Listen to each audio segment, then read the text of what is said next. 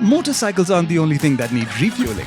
If you love coffee, that first cup in the morning really kickstarts the day. Which is why on Uncover 2021, we hopped on our Royal Enfield Meteors and rode straight to the coffee estates of Coorg and Chikmagalur.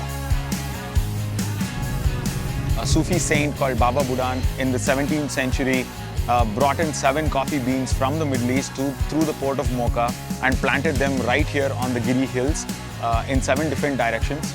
And that's how coffee came into being in the country. Salavara estate is around 320 acres of plantation of both Arabica and Robusta.